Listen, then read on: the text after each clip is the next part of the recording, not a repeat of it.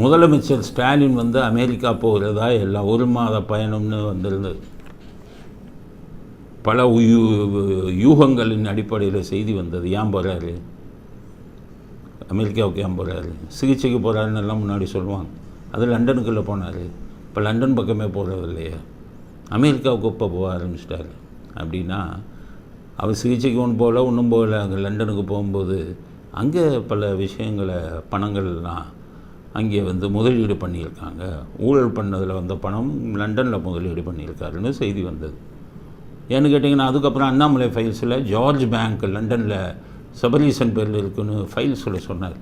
அப்போ கூட்டி கழித்து பார்த்தா சரியாக வந்தது. ஒரு லண்டனுக்கு போனது ஜார்ஜ் பேங்க் விஷயமாக தான் இருக்கும் அப்படின்னு அப்போ பேச்சு வந்தது.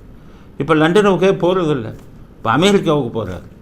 அப்படின்னா என்ன அர்த்தம், இப்போ சம்பாதிச்ச பணத்தை அமெரிக்காவில் ஏதோ முதலீடு பண்ணுறாங்களோ அப்படின்னு எல்லாருக்கும் ஒரு சந்தேகம்.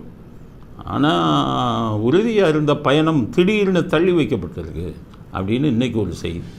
ஏன் அமெரிக்காவுக்கு போகிறதில்ல தள்ளி வச்சுருக்காங்க, இன்னும் வேறு பணமும் இன்னும் கொஞ்சம் பணத்தை எடுத்துகிட்டு போகலான்னு ஏற்பாடு பண்ணுறாங்களா அப்படிங்கிறது தெரியலை. ஆனால் செய்தி என்ன சொல்லுதுன்னா, எங்களுக்கு கிடைத்த செய்தி என்ன சொல்லிட்டாங்கன்னா, துர்கா ஸ்டாலின் சொன்னாங்களாம் அவர்கிட்ட, உங்கள் ஜாதகப்படி நீங்கள் முதலமைச்சராகவில்லை, என் பையன் ராஜயோகத்தில் பிறந்திருக்கான். யார், உதயநிதி ராஜயோகத்தில் பிறந்திருக்கிறான் என் பையன். இது ஏன் முன்னாடி பாலிடால் உதயநிதின்னு சொல்லுவேன், இப்போ ஏன் அதெல்லாம் சொல்கிறது இல்லைன்னா, ஒரே ப்ரெஷர் இங்கேருந்து எல்லாருமே காவல்துறைவங்கள்லாம், நீங்கள் ஸ்டாலினை போய் அவர் ஒரு முதலமைச்சர் இல்லையா, அவரை போய் நீங்கள் டெவலப்மெண்ட் ஸ்டாலின்னு இந்த மாதிரிலாம் சொல்கிறீங்களே, அவரை நீங்கள் சொன்னாலும் பரவாயில்ல, உதயநிதியை போய் பால் அப்படிலாம் சொல்லாதீங்க, பேசுங்க, ஆனால் அவங்கள பட்டப்பேர்லாம் வைக்காதீங்க. அப்போ நம்ம கனிமொழியை சீன மங்கைன்னு சொல்லணும், அதை பேசிக்கங்க. இல்லை இந்த துச்சாதனன் துரைமுருகன் சொல்ல அதை பேசிக்கங்கிறாங்க. எடுபடி சேகர்பாபு அதெல்லாம் பேசிக்கங்க, இவங்க 2 பேரை மட்டும் பட்டப்பேர் சொல்லாதீங்க அப்படின்னு ரொம்ப வருத்தப்பட்டாங்க. மிரட்டல் விடலை, நம்மக்கிட்ட மிரட்டல்லாம் நடக்காது, உங்களுக்கு தெரியும். மிரட்டல் விடலை, அன்பு கட்டளையாக சொன்னாங்க. அவர் ஒரு முதலமைச்சர் இல்லையா, இவர் ஒரு மந்திரி இல்லையா, அதனால் பட்டப்பேர் மட்டும் சொல்லாதீங்கன்னாங்க. அதனால தான் இப்போ சமீப காலமாக பட்டப்பேரை சொல்லாமல் வெறும் பேரை சொல்கிறோம். இவங்க மற்றவங்களுக்கெல்லாம் பட்டப்பேர் தொடரும். உதயநிதியை சொல்கிறாரு அவங்க துர்கா ஸ்டாலின், என் பையன் ராஜயோகத்தில் பிறந்திருக்கிறான். நாட்டில் பாருங்கள் என்ன சொல்லுவாங்கன்னா, அதாவது நீங்கள் முன்ஜென்மத்தில் செஞ்ச புண்ணியம்தான் வந்து உங்களுக்கு பிள்ளைகளாக பிறக்கும்னு சொல்லுவாங்க. அந்த பிள்ளைகள் நல்லா இருந்தால் என்ன சொல்லுவாங்க தெரியுமா, முன்னோர்கள் செய்த புண்ணியம்ப்பா, அவங்க நல்லா இருக்காங்கம்பாங்க. உதயநிதிக்கு முன்னோர்கள் என்ன புண்ணியம் செஞ்சாங்க நாட்டுக்கே தெரியும். ஸ்டாலின் என்ன புண்ணியம் செஞ்சார், கருணாநிதி என்ன புண்ணியம் செஞ்சார். ஆனால் அவர்களுக்கு நல்ல நேரத்தில் பிள்ளை பிறந்திருக்கு, பேரம் பிறந்திருக்கு. அது இன்பநிதியும் ரொம்ப நல்ல நேரத்தில் பிறந்திருக்காராம். நாடு என்ன ஆக போகுது, நாடு தாங்குவான்னு தெரியலை. அதனால் உதயநிதியை சொல்லிட்டாங்க அவங்க துர்கா ஸ்டாலின், என் பையன் இப்போ ராசியில் தான் நீங்களே முதலமைச்சராக இருக்கீங்க. அப்போ ஸ்டாலின் கேட்டுக்கா என்ன பண்ணணும், என் பையனை முதலமைச்சராக்கணும், நீங்கள் வந்து பிரதமருக்கு போங்கன்னாங்க. பிரதமர் கனவு நடக்கலை.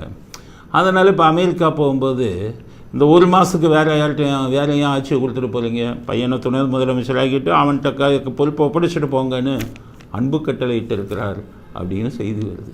அதனால் ஸ்டாலினும் கொஞ்சம் தள்ளி போட்டுட்டு சீக்கிரம் இளவரசருக்கு பட்டம் சூட்டி விட்டு அதுக்கப்புறம் நம்ம போகலாம் அப்படின்னு தள்ளி போட்டுருக்கிறதா செய்தி வந்திருக்கு. இது வந்து கிச்சன் கேபினட் அவங்க வீட்டிலேருந்து அங்கேருந்து வந்த செய்திகள் இதை சொல்லுது. மற்ற செய்திகள் என்னென்னா, இன்னும் இங்கே முதலீடு பண்ண வேண்டிய பணமெல்லாம் இன்னும் கொஞ்சம் இருக்குங்க, வர வேண்டிய பணமெல்லாம் அதெல்லாம் மொத்தமாக எடுத்துகிட்டு போகலாம் அப்படின்னு அதற்காகவும் தள்ளி போட்டிருக்காங்க அப்படின்னு செய்தி வருது. இங்கே இருந்து மட்டும் ஸ்டாலின் என்னத்தை பண்ணுறாரு, அவர் அமெரிக்காவுக்கு போனாலும் என்னத்தை பண்ண போகிறாரு. எல்லாம் அவரவர்கள் தடி எடுத்தவனெல்லாம் தண்டல்காரன்னு சொல்லுவாங்க. அதனால் அவங்க இதில் யார் அவங்க ஸ்டாலினுக்கு தெரியாமையே உதயநிதி பல அதிகாரிகளை மாற்றணும் அப்படிங்கிறதுக்கு ஏற்பாடு பண்ணுறாரு. சபரீசன் அது ஒரு தனி அரசாங்கம் நடந்துக்கிட்டு இருக்குது. ஸ்டாலின் இருந்தால் என்ன, இல்லாவிட்டால் என்ன அப்படிங்கிறதுனால எது வேண்டுமானாலும் நடக்கட்டும்.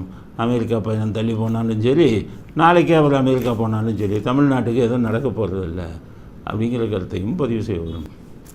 ஸ்டாலின் முன்னாடியெல்லாம் பட்டப்பேர் போய் சொல்லுவோம், ரொம்ப கோவிச்சுக்கிறாங்கன்னு தான் சொல்ல முடியலை. பட்டப்பேரோட சொன்னால் கொஞ்சம் நல்லாயிருக்கும், கேட்டால் முதலமைச்சருக்கு அப்படிங்கிறாங்க. அதனால் ஸ்டாலின் அவர்கள் அவங்கள என்னன்னு கேட்டிங்கன்னா, அவர் ஒரு கருத்தை சொல்லியிருக்கார். நீட்டுக்கு என்னடா பண்ணுறது, தனியார் மருத்துவக் கல்லூரிகளெல்லாம் கோடி கோடியாக வாங்கிட்டோமே, அவன் உயிரை எடுக்கிறான், ஏன் நீட்டை ரத்து பண்ணியா இத்தனாயிரம் கோடி வாங்கியிருக்கீங்க அப்படின்னு மசோதா போட்டு பார்த்தாரு. மசோதா ஜனாதிபதி வச்சுக்கிட்டு கையெழுத்து போட மாட்டேன்ட்டாங்க. மறுபடியும் ஒரு மசோதா போட்டு பார்த்தாரு, கவர்னரோட சண்டை போட்டார், நடக்கலை. இதுக்கு என்ன தீர்வுங்கும்போது அவங்க ஆலோசகர்கள் சொல்லியிருக்காங்க ஸ்டாலின்கிட்ட, ஐயா நீங்கள் தும்பை விட்டு விட்டு வாழை பிடிக்கிறீங்க. நீட்டுங்கிறது நீட்டு வாழை தான். தும்பு எங்கே இருக்குது தெரியுமா? கல்விங்கிறது மத்திய அரசாங்க பட்டியலுக்கு போயிடுச்சு. முன்னாடி மாநில அரசாங்க பட்டியலில் இருந்தது. அப்போ நம்ம நினைக்கிறது தான் அது முடிவு.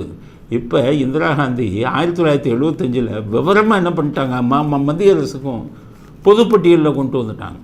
மத்திய அரசும் முடிவெடுக்கலாம், மாநில அரசும் முடிவெடுக்கலாம். அதனால் அது அவங்க கையில் இருக்கிற வரை நீட்டை நம்மளை தனியாக ஒன்றும் பண்ண முடியாது. அதனால் நீங்கள் என்ன பண்ணுங்கள், மத்திய அரசு அந்த மத்திய பொதுப்பட்டியலில் இருக்கிறத மாநில அரசு பட்டியலுக்கு பழைய மாதிரி கொண்டு வாங்க அப்படின்னு ஒன்று ஸ்டாலின் இப்போ அறிக்கை வருகிறார். பிஜேபி கட்சிக்கு சொல்கிறேன், மோடி அவர்களுக்கு சொல்கிறேன், மாநில பட்டியலுக்கு கல்வியை மாற்ற முடியுமா? மாற்றுங்களேன். நீங்கள் 1975 இந்திரா காந்தி தப்பு பண்ணிட்டாங்க, மாநில அரசாங்கத்துக்கு அதை கொடுங்க கல்வியை அப்படின்னு. மாநில அரசாங்கத்துக்கு வந்துட்டால் இவங்களுக்கு அதிகாரம் வந்துட்டு நீட்டையும் ஒழிச்சிடலாம். அந்த இப்போ தனியார் மருத்துவக் கல்லூரியெலாம் வாங்கின நூற்றுக்கணக்கான கோடி அதுவும் பிரச்சனை இல்லாமல் இருக்கும்னு இவர் அறிக்கை வர்றார். மாநில அரசுக்கு மோடி மாற்ற வேண்டும், மாற்றுவாரான்னு கேட்குறாரு. இவங்க மாற்றுறது 1999 2004 வரை பிஜேபி ஆட்சி இருக்கும்போது அப்போவே நீங்கள் பொதுப்பட்டியலுக்கு மாற்றிருக்கலாமே, மாநில பட்டியலுக்கு மாற்றிருக்கலாமே. நீங்கள் தானே ஆட்சியில் இருந்தீங்க, நீங்கள் உங்களுடைய ஆதரவில் தானே ஆட்சி நிலைத்து நின்னது. நீங்கள் சொல்லியிருக்கலாமே, எங்கள் ஆதரவு கொடுக்குறோம், மாநில பட்டியலுக்கு மாற்றிருக்கணும் அப்போ சொல்லியிருக்கணும். அப்போ வாய் திறக்கலை. அதுக்கப்புறம் 2004 2014 வரை காங்கிரஸ் ஆட்சியில் இருந்தீங்க, அப்போவும் மாநில பட்டியலுக்கு மாற்றுறதுக்கு முயற்சி செய்யலை. நீட்டே நீங்கள் தான் கொண்டு வந்தீங்க. நீங்கள் ஆட்சியில் இருக்கும்போது செய்ய மாட்டாங்களாம். இவங்க காங்கிரஸ் இந்தியா கூட்டணியில் இருக்கிற காங்கிரஸ் கூட இருக்கும்போது அவங்கள செய்ய சொல்லி கேட்க மாட்டாங்களாம். ஆனால் இழிச்சவாயன் பிஜேபிகிட்ட போய் மாநில பட்டியலுக்கு மாற்றுங்க, ஏன்னா நீட்டுக்கு பணம் வாங்கிட்டோம், நீட்டை கேன்சல் பண்ணோம் அப்படிங்கிறதுக்காக சொல்லுகிறார் அப்படின்னு தானே நினைக்க தோணுது. அதனால் மாநில பட்டியலுக்கு மாற்ற வேண்டும் கல்வியை அப்படிங்கிறதுல எங்களுக்கு மாற்று கருத்தல்ல. மாநிலங்களுக்கு அதிகாரம் வேணும். ஆனால் இவர்களை போன்ற ஊழல்வாதிகள் இருக்கும் வரை மாநில பட்டியலுக்கு மாற்றாதீங்க. ஆற்றுனீங்கன்னா கோடிக்கணக்கில் கொள்ளையடித்து கல்வியை குட்டிச்சவரை ஆக்கி முன்னாடி கொண்டு வந்தார்ல சமச்சீர் கல்வின்னு அவங்க அப்பா, அது மாதிரி இவரும் கொஞ்சம் கல்வியை குட்டிச்சவர் ஆக்கி தயநிதி மாறன் போன்றவங்களுக்கு அவங்க பிள்ளைங்களுக்கெல்லாம் எம்பிபிஎஸ்சில் சேர்த்து விட்டு மருத்துவத்துறையும் குட்டிச்சவர் ஆக்கிடுவாங்க. அதனால் ஸ்டாலின் கேட்குறதே தப்பு. அப்படி ஒரு வேலை கேட்டாலும் மோடி இதற்கு ஒத்துக்கொள்ளக்கூடாது என்ற கருத்தையும் பதிவு செய்ய விரும்புகிறேன்.